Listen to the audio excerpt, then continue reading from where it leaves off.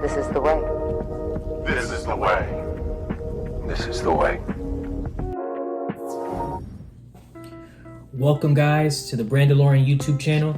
On today's episode, we're going to go ahead and go over my Ignister deck profile. This is going to be an update to the profile that I posted, I want to say about a month ago. I dropped it, and then shortly right then after, the ban list dropped and MathMech Circular got the axe. So this is just going to be an update to that deck. It's probably one of my favorite decks. I love the Cyrus archetype where you just special summon. I know most people don't like it because it's just really, it's really like an OTK with access code talker, but I love it personally, and I'm gonna go ahead and go over it today. So let's go ahead and get into it. All right, so first off, we're gonna go ahead and start out with, you definitely want to go ahead and play your starter. So we have Picari Ignister. So what this card does is on summon, it searches a AI spell or trap card. So this card is consistency. You can search for the field spell. You can search for some other spell cards that we run in the deck. I'm going to go over that when we get there. We also run the other starter in the deck, which is a Chi-Chi. This is the fire one. A Chi-Chi at Ignister is on summon. He searches for a Ignister level 4 or lower from your deck. So another key piece. So one of them searches monsters, the other one searches a spell. So you have two forms of Stratos in the deck, which is pretty good in the deck. We have also two Doyon. I went ahead and just took out the fluff of the deck. If you saw the other deck profile, I went ahead and played the MathMech engine. We played what was it? The microcoder with the trap card. We played a whole bunch of different engines. We played Parallel Exceed. I just wanted to go ahead and just cut it bare bones down to basics. It's just Ignisters with a little bit of a side engine here, just to make it more consistent. I didn't want to really brick on stuff because with the MathMech hit, it's just I don't want to search draw into some pieces that are not really needed. So I went ahead and cut those. We're just playing just a bare basic. This is here for recursion. Normally people would play one in the other build. I am playing two just for the grind game in case I need to recur stuff back to my hand or back to the deck or whatever. I play the Baruru. You play one, she's a tuner, and she's a foolish on summon, so card is really good. I play these two as extenders. You're probably asking why you play this one. And not many people play this one. They normally just play this one. Hiyari is pretty good because you contribute a Cyrus monster you control to search for the Gachiri, which it opens up a whole bunch of other plays. It makes one of your Cyrus monsters on the field when you link with it or something to go ahead and make it unaffected. So it makes that monster a towers, which is really good. This one in particular, this is just another searchable extender. So if you have the spell card, by revealing a Earth 2300 attack Cyrus monster, you get to add this from your deck to your hand, which is great. It's like it's as if you playing a MathMech, because you know how you have the addition and subtraction. Those are considered extenders. This is just a searchable one. So these two are the searchable ones that as long as you have another Ignister on the field, you get to special summon them. So I decided to just cut the MathMech and just play an extra one of this. It's searchable, like I said, so that's a bonus. And yeah, not really hating it, so that's pretty good. We also run the Gachiri, and we also run the Danmari. You want to go first with the deck, so that's why I run this, so I can make the towers and have this as another form of negation.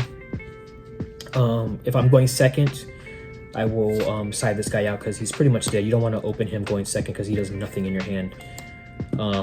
So yeah, so he's just there just to make towers. I side him out when I know I'm going to go second. And yeah, so. And then we also run a little bit of a side package here. Excuse me. We run the Cyber Sage, which is the ritual, and the Signet ritual spell card.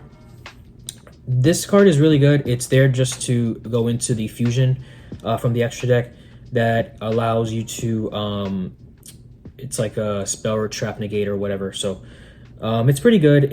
it adds like another layer. I don't really find myself bricking on this too much. This deck is a 41 card deck, so I rarely see these. I normally just search these both out. The link that gets this out is pretty busted. You search both of them, which is great. So that's the monster lineup of the deck. I'm going to go ahead and go over the hand traps here. You have to run Ash. I see a lot of people cutting this now. I was watching some videos on YouTube and watching some other content creators, and they did bring up a good point.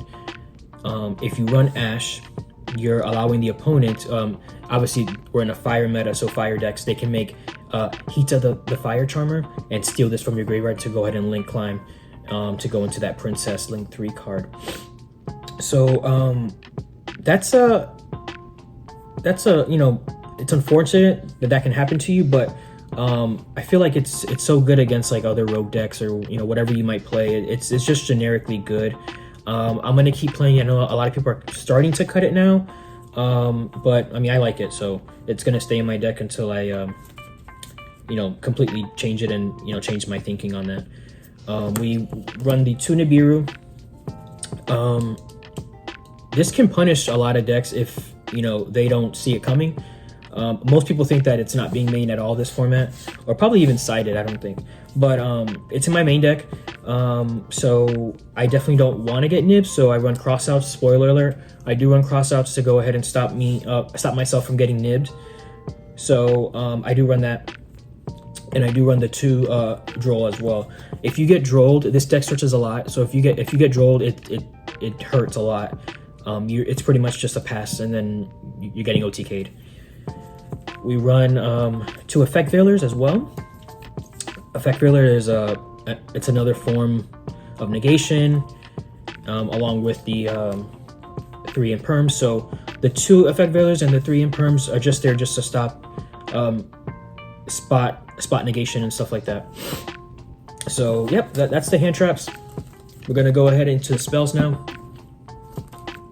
For the spells, we're running the 3 island. Before I was running 2, but since I cut a lot of the MathMech engine, the MathMech engine was just so free. I can just go into a whole bunch of stuff, and as long as I actually search an Ignister, and Ignister would actually get me one of these. But now, since I can actually search it out well, besides the Picari, I just max it out, and if I open it in my hand, you know, I open it in my hand, and I can, you know, continue playing. But this card, you definitely want to see it. If you don't see this card, the deck doesn't really flow. It's field spell reliant, yes, but it's still really powerful. I Meet You. I definitely run it at 3. It's a searcher. It's consistency. I definitely want to see one of these, you know, in my hand. You know, it doesn't hurt on the crackback, on the follow up, that you can search some stuff. We run the 3 Signet Mining. What is going on? So we have the 3 Picari, 3 Achichi, 3 I Meet You, and the 3 Signet Mining. So you're running 12 starters in a 41 card deck. That's pretty good odds. It's you know, pretty consistent. I definitely open with at least one of my starters in the hand, and to protect myself, I run the 1 Call By, the God card. It's so good, and the 3 Crossouts. These 4 cards are what's going to protect you. It ensures that your plays will go through, so you have no worries. You can continue comboing, make your towers if you want to, or make some other spice that I have in the extra deck that I'm going to show you. And then we play the 1 of the Idol Reborn, which is a quick play monster reborn. It definitely comes in handy when you're trying to go for game. You go to battle phase, you attack with the monsters, and then you play this and you bring back like a Dark Templar, which is great. He's 23. He can just, you know, kind of end the games if you actually don't have enough on the board already. All right, we're gonna go ahead and go into the extra deck. We're gonna go ahead and reveal. We have our 3 tokens, our eye tokens. He's the main character that plays the deck, so we have those tokens to honor him. We play the Link Decoder. Play the 2 Dark Infant. Dark Infant is what lets you search the field spell. So this card is definitely needed. You definitely need two, one for to start your plays, and the second for the Dark Templar play where you move it and things like that. We are running the Cyber's Wicked, her sister the Cyber's Witch, and we are running the Splash Mage. So what this one does is it searches for the tuner. If you summon a monster in a zone that it points to, which are bottom and bottom right, you go ahead and banish a monster from your grave to search a Cyber's tuner. That's also good because you can add the Baruru for follow-up, and then for the foolish dumping and stuff like that. The Cyber Switch, this is the card that I was talking about. If you summon a monster in the zones, and its zones are bottom and bottom left, you get to banish a spell card, and then you get to add the ritual monster and the ritual spell. So this is actually like a +2. It gives you so much advantage, and then the ritual, it does so much on its own. So you definitely need these two search. And then Splash Mage, if you play any type of Cyber deck, you know what Splash Mage does. It's just a reborn from the graveyard, and it lets you climb up the ranks. We play the Goblin. Wow, I can't even pronounce the name. G Golem Crystal Heart. Why did I think Goblin? I have no idea. G Golem Crystal Heart. You also play the transcode to go with it. So you start your play off with the normal combo by going into Transcode Talker. Then either to extend the play, you can go ahead and go into G Golem, bring the transcode back. You can do that as well, or you can just make him on your next turn. If the opponent broke the board, you have a way of bringing back the transcode to go into another higher link monster. We also run Dark Templar and Heat Code Talker. Heat Code Talker, this card is insane. Pay 1,000, draw a card. It's consistency there. You get to draw into your hand traps. We are running 3 Ash, 3 Imperm, that's 6, 2 Effect Veilers, 2 Nibs, and 2 Droll. So you're playing like, I want to say 2, 2, 2, 6. So you're playing like 12 forms of hand traps to go ahead and stop your opponent. So this allows you to draw into them after you've kind of searched the majority of your deck with your main engine, which is great. I play the Fusion. The Fusion is crazy. This card says, during your main phase, you can special summon 1 Cyberse monster from your hand. Then you can make this card level become that.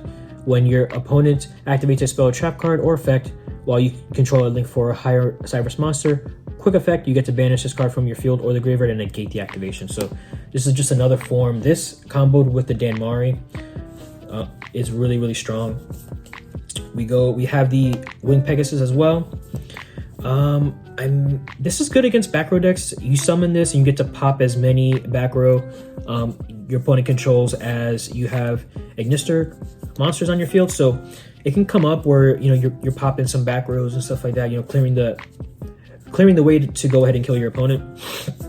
But I mainly use it for the graveyard effect. If let me read this here. It says if another card you control is destroyed by battle or by an opponent's card effect while this card is in your graveyard, while this card is on the field or in the graveyard, you get to banish this card, target 1 card your opponent controls, shuffle it into the deck. So this is a good kind of like 1-for-1. So you get rid of my monster, I'm going to go ahead and spin your card back. They never see it coming unless they actually know what it does. But we have the Light Dragon just to search with the spell card. So you reveal the light monster. Because it has 23 attack, you get to go ahead and search for Picari. And then we have our 2 big boss monsters. We have the Towers and we have the Firewall Dragon Dark Fluid. This card, if you can get 4 counters on it with the Fusion in the grave, that's like 5 interruptions just by himself. And then you also have like your hand traps and stuff like that. You can make him also a Towers as well with the Getchari. So this card is insane. I love him as like another form of like boss monster. Like, people always know this deck to play this guy, and he's pretty good. A lot of people aren't really playing kaijus, tributing, so you can get him up to like 4,000, sometimes 5,000, 6,000, and that's sometimes enough. But this guy is like my main go-to guy. You may be looking at the deck or like the extra deck and you wonder, well, where's Access Code Talker? I have the Update Jammer and the Access Code Talker in the side, so when I know that I'm gonna go second, I can OTK them. But for trying to go first, it's it's really tight, the extra deck, so I had to cut space where I can cut space, and I decided to put those in the side for when I know guaranteed that I'm going to go second. I can put that in and kill the opponent. So that is the extra deck, guys. That is actually the whole deck. I'm not going to show a side deck today. You know, side decks are mainly for what you have going on in your meta. But I just told you what I had to in the side deck, which is the update jammer and the access code. But sorry, I'm just getting over a coughing thing here. So guys, thank you so much for tuning into the channel. I really appreciate you guys. Please comment, subscribe, like, and let's see this channel grow. We are on the road to 1,000, and I believe we can do it by the end of the year. I really, you know, am appreciative that you guys find this content, you know, riveting. And stay tuned for more deck profiles, more live duels at my locals. This is Brandon Lauren signing out, and remember, this is the way.